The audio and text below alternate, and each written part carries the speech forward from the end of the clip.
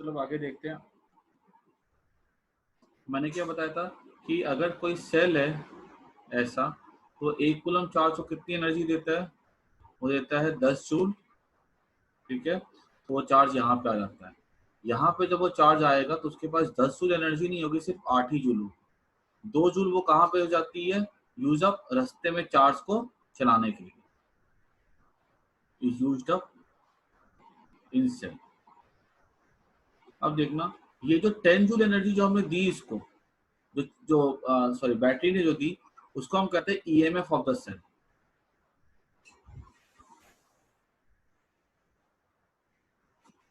This is called as EMF of the cell. जो 8 joule है उसके पास, ठीक है, जिससे कि वो क्या करता है, वो बाहर में जाके चार्ज चलता है, किसी रजिस्टर को जाके एनर्जी दे देता है। वो जो 8 जूल जो उसके पास बचती है उसको हम कहते हैं टर्मिनल वोल्टेज।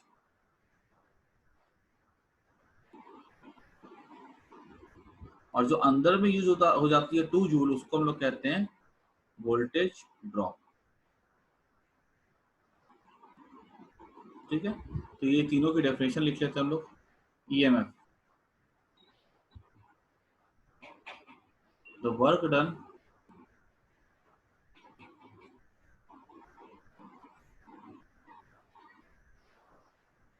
या इसको वर्क डन के बदले में लिख सकता हूँ कि energy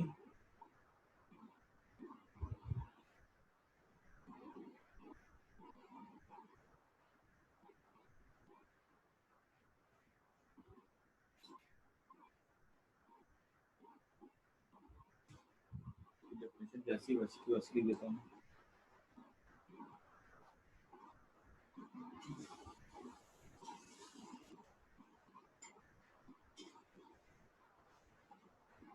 by the cell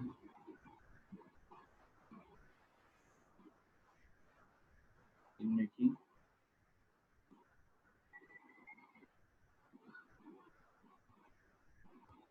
unit charge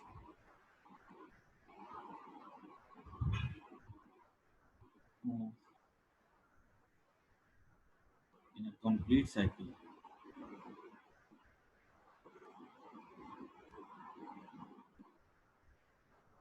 is called EMF of the cell।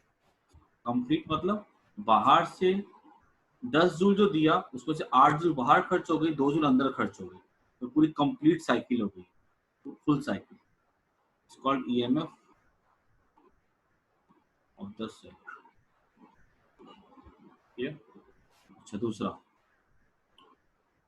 अगर हमसे पूछा जाएगा नेक्स्ट टॉपिक टर्मिनल वोल्टेज क्या होता है?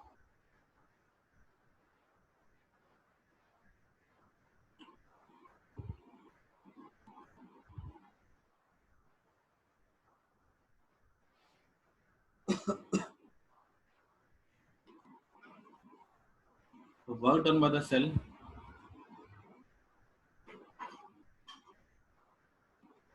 done by the cell in making a unit charge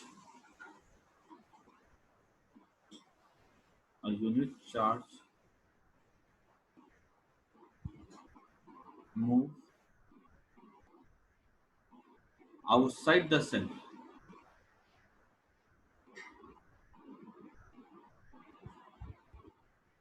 is called terminal voltage।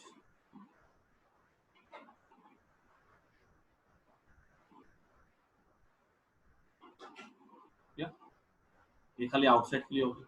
और तीसरा क्या हो गया? Voltage drop.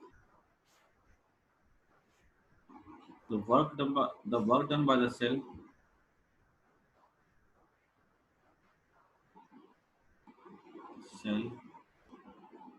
in making a unit positive charge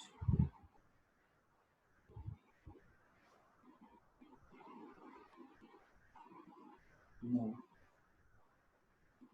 inside the cell is called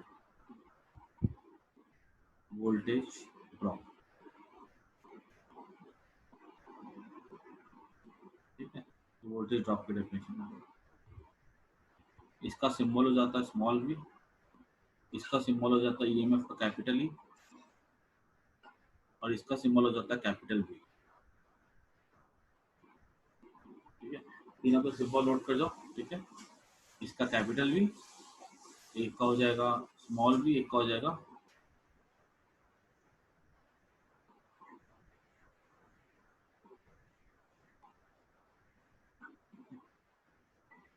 इसको फटाफट नोट।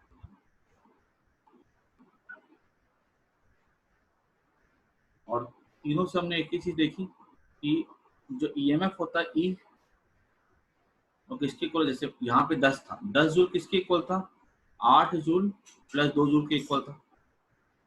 तो ई क्या हो जाएगा, capital V plus small v। ठीक है, ये हमारा रिलेशन हो गया ईएमएफ, टर्मिनल वोल्टेज और वोल्टेज ड्रॉप के बीच में। वोल्टेज ड्रॉप स्मॉल v से दिखाते हैं। जितना वोल्टेज ड्रॉप कम होता है ना, उतना अच्छा सेल हमारा, क्योंकि वोल्टेज ड्रॉप मतलब वो एनर्जी हमारी वेस्ट हो रही है, सेल के अंदर वेस्ट हो रही है।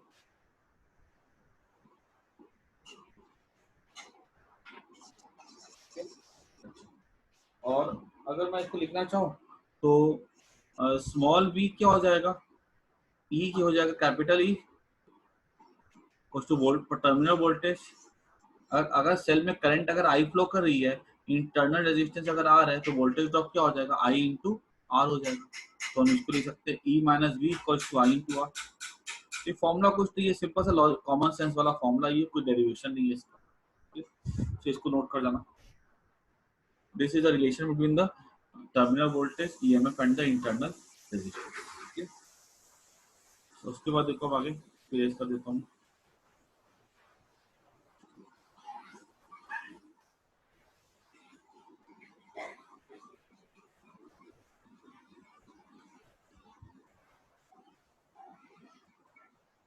इसमें अब एक हमसे पूछा जाएगा इसमें कि what is the relation between the EMF, terminal voltage and the voltage drop. तो वो मैंने सीख लिया। ठीक है, कि ईएमएफ जो होता है terminal voltage plus voltage drop का सम के इक्वल होता है। एक इसको देखने का एक और तरीका देख लो। मान लो यहाँ पे एक सेल है और यहाँ पे एक रेजिस्टेंस है, ये इसका। अब देखो दिखाते कैसे हम लोग। ठीक है, मान लो अगर हमको कोई बोला जाएगा कि किसी सेल के पास ईएमएफ होता है, टर्मिनल वोल्टेज होता है, वोल्टेज ड्रॉप होता है। ठीक है, तो बताओ उसका रिलेशन क्या, तो मैंने दिखा दिया। अब ये तो मैंने देखा कि सेल के अंदर क्या होता है, सेल के अंदर कुछ ऐसा कुछ होता है जो कि चार्ज के मोशन को ऑब्स्ट्रक्ट करता है, तभी तो वहां पे 2 जूल एनर्जी खर्च हो गई थी। तो सेल के अंदर के रेजिस्टेंस को दिखाने का तरीका क्या होता है, हमने यहाँ पे सेल ड्रॉ कर दिया और साथ में हमने ये रेजिस्टेंस लगा दिया। ठीक है, ये सिंबॉलिक तरीका हो गया सेल को दिखाने का। This is the internal resistance and this is the cell का जो पार्ट होता है वोल्टेज वाला, इसको हमने बॉक्स पे डाल दिया। ये सिर्फ शो करने का तरीका होता है। ठीक है, ऐसा नहीं होता कि इंटरनल रेजिस्टेंस कहीं ऐसे अटका हुआ रहता है, ऐसा नहीं होता, पूरा स्प्रेड होता है। ठीक है, this is just method of showing the symbol. इसको लिखते हैं स्मॉल आर से। क्लियर? अच्छा, अब यहाँ पर देखो, अगर मुझसे पूछा जाएगा कि रिलेशन लिख करके दिखाओ, जो मैंने अभी जस्ट रिलेशन लिखा ना अभी, तो वो कैसे लिखते हैं देखो। सेल के क्रॉस कितना वोल्टेज होता है, V, यहाँ पे 0 है। ठीक है, सेल के क्रॉस कितना वोल्टेज होता है, V। This is the terminal voltage across the cell. Cell का ईएमएफ कितना, मान लो E है। अगर मान लो यहाँ से करंट अगर I फ्लो करता है, करंट हमेशा कैसे जाता है, सर्किट के बारे में हाई से लो जाता है, तो ये ऐसे जाएगा ना। देखो ना, मान लो बाहर कोई रेजिस्टेंस कनेक्टेड, अगर ऐसा ऐसे अगर R होता तो करंट हाई से ऐसे लो जाता ना, ये ऐसे जाएगा। यहाँ पे 0 है, यहाँ पर पोटेंशियल क्या हो जाएगा, यहाँ पोटेंशियल हो जाएगा यहाँ 0 माना अगर हमने, तो यहाँ पे हो जाएगा माइनस आई आर। ये इसका इंटरनल रेजिस्टेंस होगा। क्यों? क्योंकि ये करंट ऐसे फ्लो कर रहा, तो ये हाई पोटेंशियल होगा ना, तब ना करंट ये 0 है तो माइनस आई आर। तो पोटेंशियल डिफरेंस यहाँ पे हमने ए माना होता तो ये 0 होता, तो 0 minus A equal to I into R, ohms का था ना, तो ए क्या हो जाएगा, माइनस आई आर। यहाँ पे ए का पोटेंशियल क्या हो गया, माइनस आई आर होगा। अच्छा, यहाँ पे कितना पोटेंशियल है वी, यहाँ पे कितना माइनस आई आर है, तो ये हाई करंट ऐसे फ्लो करा है ना, ठीक है, तो ये हाई होगा, ये लो हो जाएगा ना, ठीक है, तो हम क्या बोल सकते हैं, माइनस आई आर, ठीक है, सॉरी ये यहाँ बैटरी से देखेंगे, ये ये बड़ा डंडा है, ठीक है, तो यहाँ पे हाई होगा। जब बैटरी की बात करते हैं ना तो हमेशा डंडे को देखते हैं, ठीक है, करंट को नहीं देखते। देखो ये बड़ा डंडा है, ठीक है, तो बड़ा डंडा है अगर यहाँ पे, तो ये इसको क्या हो जाएगा, पोटेंशियल या वी हो जाएगा, वी, और ये छोटा डंडा इसका लो होगा तो माइनस, ठीक है, minus I R equals to कितना डिफरेंस है देखो तो ई का ना है, तो हम क्या ले सकते हैं, v equals to E minus I R, ठीक है, या v plus I R equals to v plus I R equals to, ये जो पहले वाली चीज है फिर से आ गई ना, पहले भी क्या लिखा था, V plus I R equals to E लिखा था, वही चीज मैंने तुमको सर्किट से थोड़ा एक्सप्लेन करके दिखा दिया, हाई लो पोटेंशियल से, ठीक है, तो कोई फर्क नहीं पड़ता है, ये समझ में अगर आया भी है तो बहुत अच्छी बात है, नहीं आया तो भी कोई दिक्कत वाली बात नहीं है। जो हमने पीछे पढ़ा ना अभी कि V equals to E minus I R, जो हमने अभी इसके पहले जो देखा था स्क्रीन पे, वो वाले मेथड से भी कर दोगे अगर रिलेशन निकालने के लिए तो चलेगा, कोई दिक्कत नहीं। तो ये हमारा खत्म हो गया। तो ये हमारा रिलेशन किसके बीच में हो गया, ईएमएफ, वोल्टेज ड्रॉप और टर्मिनल वोल्टेज। टर्मिनल वोल्टेज हमारा कैसा, ज्यादा होना चाहिए, वोल्टेज ड्रॉप हमारा कम से कम होना चाहिए। अब उसके बाद एक देखो next topic, relation between internal resistance and external resistance. जैसे कि मान लो हमारे पास कोई सेल है ऐसा, रेजिस्टेंस आ रहा है, ये यहाँ पे हमारा सेल है, इसका इंटरनल रेजिस्टेंस कितना है, स्मॉल आ रहा है। तो अब हमको बोला गया कि कैपिटल आर और इंटरनल रेजिस्टेंस में क्या रिलेशन होगा अगर सेल का ईएमएफ कितना लिखा हुआ ई। अच्छा, ये जो सेल का ईएमएफ ई होता है, ये क्या होता है, ये सबको समझ में आ गया। और याद रखना जो हमारे घर में जो सेल आती है ना, ड्राई सेल, उस पर लिखा होता होगा 1.6 वोल्ट या 1.5 वोल्ट लिखा होता है, वो क्या होता है, उसका ईएमएफ होता है, ठीक है, वो हमें क्या देता है, उसका ईएमएफ देता है, याद रखना, ठीक है, वहाँ पे जो लिखा होता है। अब देखो आगे कि ये ई है, ये कैपिटल आर, ये स्मॉल आर है, ठीक है, इस कैपिटल और स्मॉल आर में रिलेशन निकालना पड़ेगा। तो मैं अभी जस्ट सीखा था ई क्या था, ई था V plus current into small resistance, ठीक है, तो हम यहाँ पे ले सकते हैं ई माइनस वी क्या हो जाएगा, आई इंटू आर हो जाएगा, तो स्मॉल आर क्या हो जाएगा, E by V minus small R हो जाएगा, माइनस आई हो जाएगा, ठीक है, ये हमारा स्मॉल आर का फॉर्मूला हो गया, E minus V by small R. अब देखो यहाँ पे ये सेल का अगर ईएमएफ ई है तो इस दो पॉइंट के बीच में कितना पोटेंशियल डिफरेंस हो जाएगा, वी का हो जाएगा ना, पोटेंशियल डिफरेंस कितने का होगा, वी का, बिकॉज सेल का अगर ईएमएफ ई है तो इसको यहाँ पे फुल ई नहीं मिलेगा। अगर सेल का मान लो ईएमएफ अगर 10 वोल्ट है तो इस दो को के क्रॉस हमको पोटेंशियल डिफरेंस 10 वोल्ट से कम ही मिलता है ना, क्योंकि वो कितना मिलेगा, वी मिलेगा, ई माइनस आई आर मिलेगा ना। यहाँ पे यहाँ पे मैं क्या बोल सकता हूँ, वी पोटेंशियल डिफरेंस अगर यहाँ मिल रहा है तो कैपिटल भी किसके इक्वल हो जाएगा, करंट फ्लो कर रहा मान लो आई, तो कैपिटल भी हो जाएगा आई इंटू कैपिटल आर, आई क्या हो जाएगा, वी बाय आर हो जाएगा। हम क्या लिख सकते हैं, स्मॉल आर को मैं क्या लिख सकता हूँ, E minus V by I, I के बदले मैंने क्या लिख दिया, V upon capital R, capital R को ऊपर भेज दो, तो दिस इम्प्लाइज दैट आर क्या हो जाएगा, E by V minus one, E by V minus one into capital R, ठीक है, ये हमारा किसका फॉर्मूला हो गया, इंटरनल रेजिस्टेंस का, E by V minus one into capital R, ठीक है।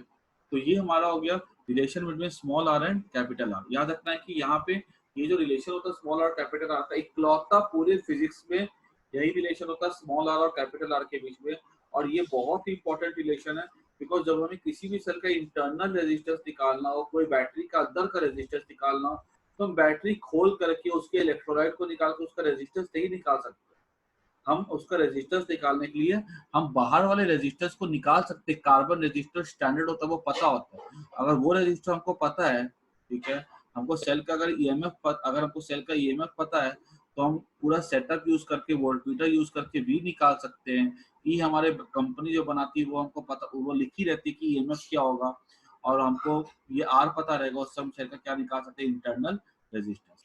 इंटरनल रेजिस्टेंस निकालने का इसके अलावा कोई दूसरा तरीका नहीं है। ठीक है, इसको बस नोट कर दो।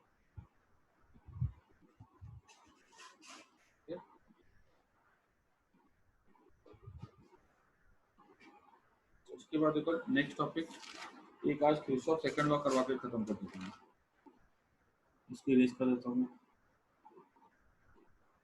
अच्छा देखो कुछ क्वेश्चंस एग्जाम में कैसे आ सकते हैं तुम्हारे। तो बोला गया कि मान लो यहाँ पे ये एक छोटा सा क्वेश्चन मैं करा रहा हूँ, इसके बाद हम लोग किरचॉफ का सेकंड लॉ स्टार्ट करेंगे।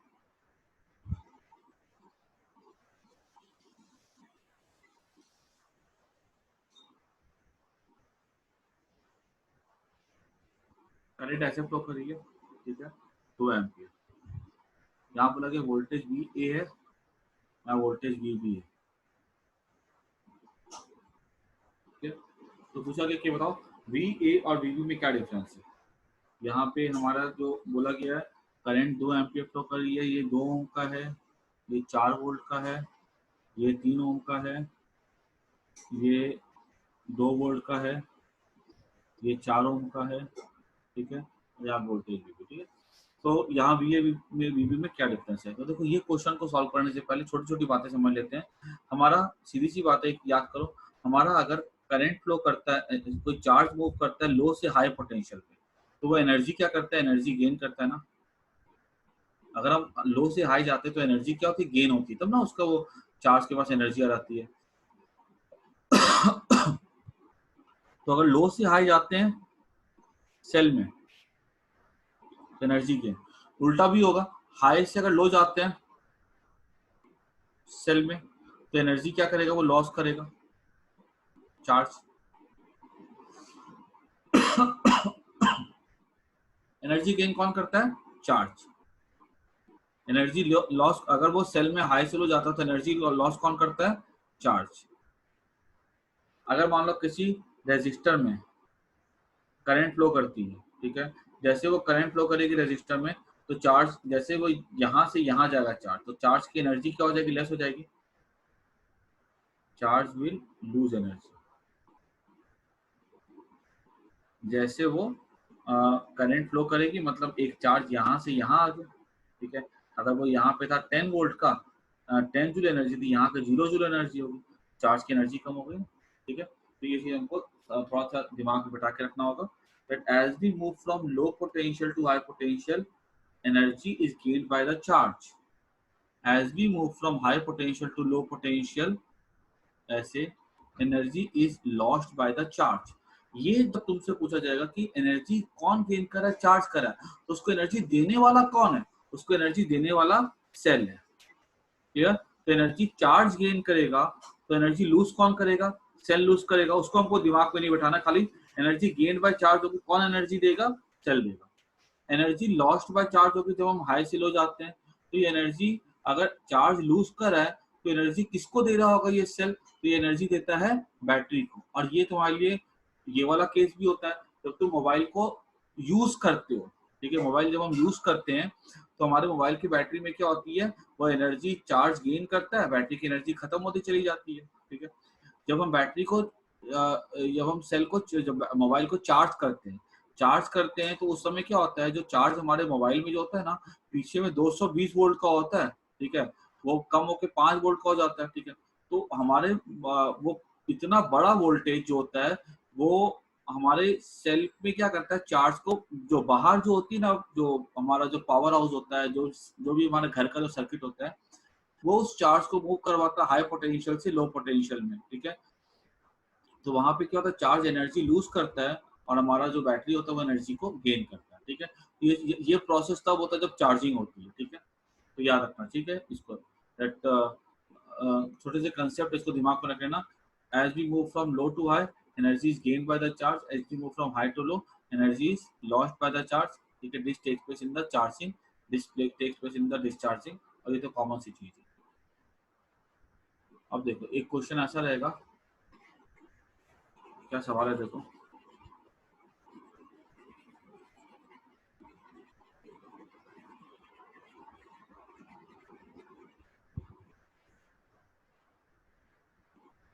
ये देखो यहाँ पोटेंशियल कितना लिया वी है, करंट ऐसे फ्लो की, करंट कौन ले रहा है, सेल ले रहा है, तो इसकी एनर्जी ऑब्वियसली बात है, एक एक चार्ज अगर यहाँ से चलना स्टार्ट करता है तो उसकी एनर्जी कम हो जाएगी ना, तो एनर्जी कितनी 2 to the 4, इतना इसका यहाँ पे एनर्जी कम हो जाएगा, वी इंटू आई, ठीक है, तो voltage sorry I into R, because जो वोल्टेज ड्रॉप था ना, तो इतनी एनर्जी कम हो जाएगी, तो -4।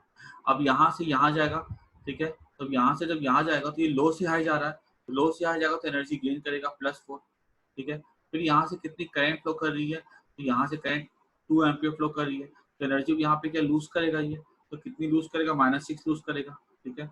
अब यहाँ पे हम हाई से लो गए तो एनर्जी क्या होगा, अब यहाँ पे ये जो सेल है ना, ठीक है, ये चार्ज हो रहा है एक्चुअली, ठीक है, जब ये चार्ज होगा तो ये एनर्जी क्या करेगा, 1 कूलम चार्ज एनर्जी लूज करेगा, कितनी लूज करेगा, -2 लूज करेगा, ठीक है, हाई से लो जाएगा तो एनर्जी लूज करेगा तो माइनस, गेन करेगा तो प्लस, ठीक है, यहाँ लूज किया माइनस, यहाँ गेन किया प्लस, यहाँ लूज किया माइनस, यहाँ लूज किया माइनस, ठीक है। अब ये 2 कूलम करंट यहाँ से फ्लो किया, यहाँ पे एनर्जी लूज करेगा, कितना लूज करेगा, -8, ठीक है, और यहाँ पे लूज करते करते यहाँ 1 कूलम की बात थी, 1 कूलम मतलब 1 कूलम की एनर्जी को वोल्टेज बोलते हैं, पूरा यहाँ से जो वोल्टेज, यहाँ पे वोल्टेज कम हुआ बढ़ा, कम हुआ बढ़ा, कम हुआ, और हमको यहाँ क्या मिल जाएगा, फाइनल वोल्टेज वी बी, तो हम क्या ले सकते हैं, वी ए, ये हो जाएगा कैंसिल हो जाएगा, कितना बचेगा, -10 -6 that is -16 equals to V B, this implies that V A minus V B equals to हो जाएगा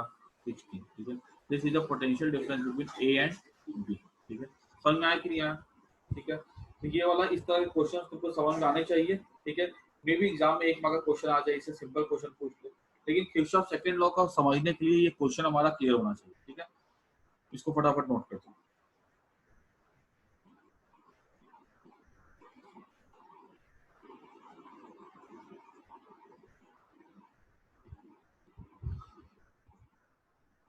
जब हम रेजिस्टर देखते हैं ना, तो रेजिस्टर में करंट को देखते हैं, और जब हम बैटरी को देखते हैं ना, कम हुआ कि बड़ा, हम डंडे को देखते हैं, छोटे डंडे से बड़े डंडे जा रहे हो, वोल्टेज उसकी एनर्जी बढ़ती है, प्लस नहीं, बड़े डंडे से छोटे डंडे जाते हैं तो वहाँ पे वो लूज करते हैं, तो यहाँ पे जैसे मैं बताओ, ये वाला जो सेल जो है ना, दिस इज डिस्चार्जिंग, ये डिस्चार्ज हो रहा है, क्योंकि देखो इसकी जो एनर्जी है ना, वो चार्ज एनर्जी गेन कर रहा है सेल से, तो ये सेल की एनर्जी कम हो रही है, चार्ज की एनर्जी बढ़ रही है, तो डिस्चार्ज हो रहा है। यहाँ पे अगर हम देखें ना, तो ये जो सेल जो है ना, इस यहाँ पे चार्ज की एनर्जी कम हो रही है, तो सेल की एनर्जी बढ़ रही है, सेल की केमिकल एनर्जी बढ़ रही है, यहाँ पे सेल क्या हो रहा है, चार्ज हो रहा है, सेल इज गेटिंग चार्ज, यहाँ पे डिस्चार्ज हो रहा है, ठीक है, और ये ऐसा होता है, याद रखना, जब तुम बड़े सेल के साथ छोटा सेल कनेक्ट कर देते हो ना, जैसे देखो ये बड़े सेल के साथ मैंने छोटा सेल कनेक्ट कर दिया है, प्रॉपर पोलैरिटी के साथ, एक डंडा बड़ा एक यहाँ छोटा है, ठीक है, जब ऐसे हम लोग प्रॉपर पोलैरिटी के साथ कनेक्ट करते हैं ना, तो बड़ा वाला सेल क्या होता है, डिस्चार्ज होता है, छोटा वाला सेल क्या होता है, वो चार्ज होता है। हमारे घर में जो मोबाइल की बैटरी होती है उसमें एक कंसेप्ट यूज करते हैं, इरेज कर देता हूँ। अब बात करते हैं हम लोग next law, Kirchhoff second law. Both point of view से किरचॉफ सेकंड लॉ बहुत इंपॉर्टेंट है।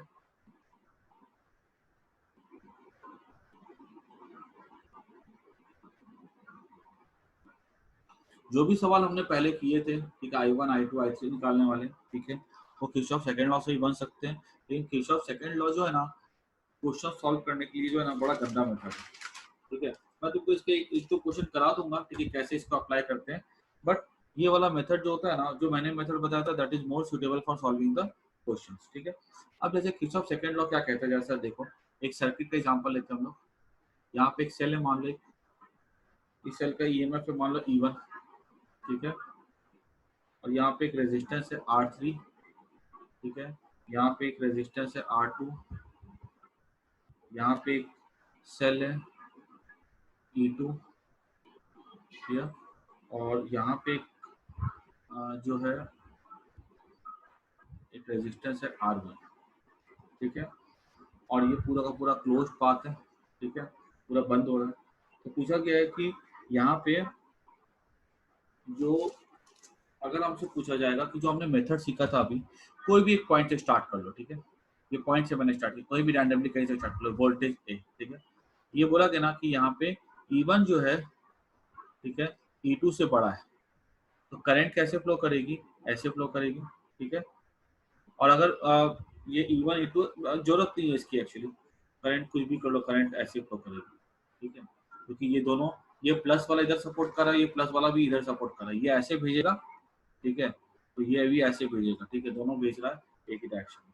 या वोल्टेज मान लो भी है, यहाँ से करंट फ्लो करी मान लो आई, तो वोल्टेज भी है, मुझे पूरा का पूरा बोला गया ए से चलना स्टार्ट किया, ठीक है, ए पे पहुंच जाएंगे।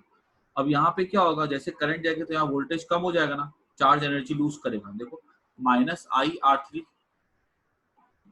फिर हम इधर मुड़े, ठीक है, ऐसे करके इधर मुड़े, तो अब यहाँ पे फिर से लूज होगा ये -IR2, फिर हम इधर गए, ठीक है, यहाँ पे गए, लो से हाई गए, ठीक है, लो से हाई में क्या वोल्टेज गेन एनर्जी मिलती है ना चार्ज को, +E2, ठीक है, फिर हम इधर गए, फिर हम इधर गए, फिर यहाँ से अब यहाँ पे एनर्जी लूज होगी तो -IR1, फिर हम इधर गए, फिर हम लो से हाई गए, तो लो से हाई गए फिर एनर्जी गेन करेगी +E1, और ये वापस यहाँ पे पहुंच गए ना हम लोग, this is equal to voltage at ए।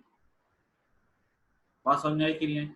जहां से स्टार्ट की वहीं पे खत्म कर दिया ना, पहले तो हम ए से स्टार्ट किए थे, तो हम लिखते थे VA प्लस माइनस कुछ वी भी लिखते थे, ए से बी पे पहुंचे, यहाँ तो हम ए से स्टार्ट किए ए पे पहुंच गए, इक्वल टू क्या लिख दिया हमने, ए लिख दिया। तो हम क्या लिख सकते हैं यहाँ पे, दिस इंप्लाइज दैट ये ए तो कट गया, ठीक है, तो हम क्या लिख सकते हैं, E1 प्लस E2 माइनस IR1 माइनस IR2 माइनस IR3 इक्वल टू 0। यही क्या होता है, this is only called as Kirchhoff second law. Kirchhoff second law क्या बोलता है कि सम of potential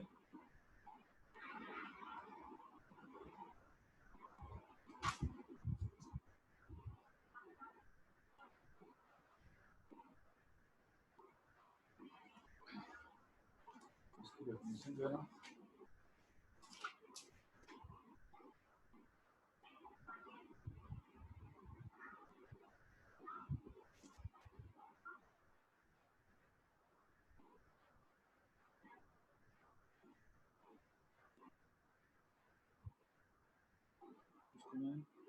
some of potential difference across all the elements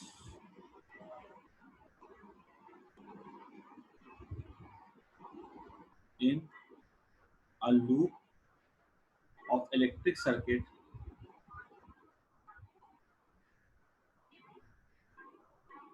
is zero। Book की थोड़ी डेफिनेशन मैंने देखी, बुक की थोड़ी कॉम्प्लेक्स है, ठीक है, ये आसान वाली लर्न कर लो, ज्यादा इजी रहेगी। Sum of potential difference across all the elements, ठीक है, इज जीरो, ठीक है, ये हमको याद रखना है, ये हमारा किरचॉफ का क्या हो गया, सेकंड लॉ हो गया, है ना। अभी जो मैं देखो सब काम ऐड करें तो कितना आ रहा है, जीरो आ रहा है। तुम अगर अपनी बुक की डेफिनेशन पढ़ो ना, तो बुक की डेफिनेशन में क्या लिखा हुआ है, in a close loop of a circuit the algebraic sum of the products of the current in each is equal to the algebraic sum of the। Book में क्या लिखा हुआ है, बुक में इन्होंने इसी को थोड़ा कॉम्प्लेक्स करके क्या लिख दिया है कि पूरे सर्किट में जो भी ईएमएफ होगा सबको ऐड अप कर दो, ठीक है, करंट इनटू रेजिस्टेंस को ऐड अप कर दो, ठीक है, ईएमएफ को और करंट इनटू रेजिस्टेंस, ठीक है, सबको हम लोग जब ऐड अप करेंगे ना, तो सबका सम क्या हो जाता है, जीरो हो जाता है। तो वो थोड़ी कॉम्प्लेक्स डेफिनेशन है, मीनिंग उससे यही निकल के आ रहा है, ठीक है, तो हम लोग इस सिंपल वाली भाषा में इसको समझ लेते, याद कर लेते हैं। और इसी को अगर हमसे पूछा जाएगा कि किरचॉफ सेकंड लॉ को दूसरा नाम दिया गया है वोल्टेज लॉ,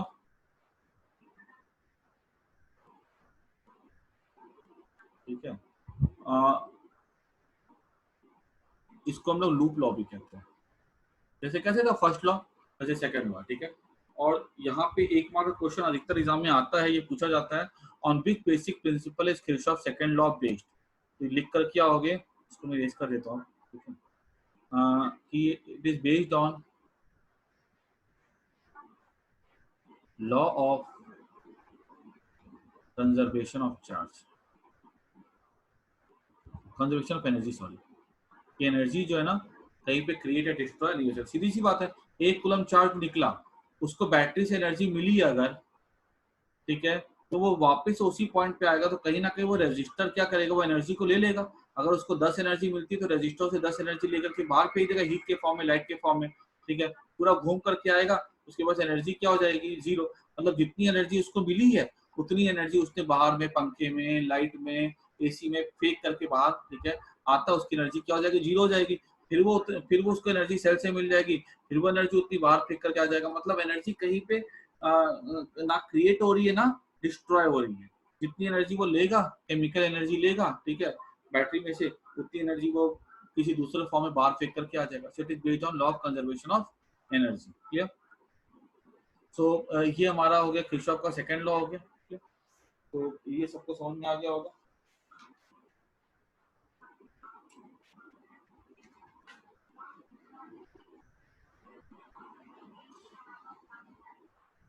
उसके बाद खास कुछ नहीं है इसमें।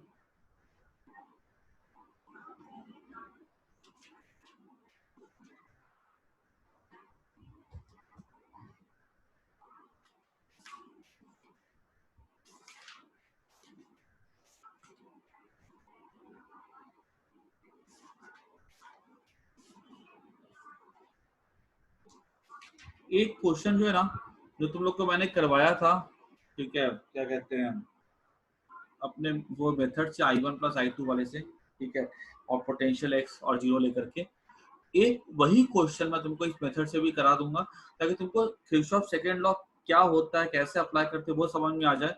बाकी वो खाली समझने के लिए, ठीक है, वो मैं क्वेश्चन जो है ना तुम लोग को नेक्स्ट क्लास में करवा दूंगा, बिकॉज किरचॉफ सेकंड लॉ से करने में बहुत लंबा जाता है वो, ठीक है।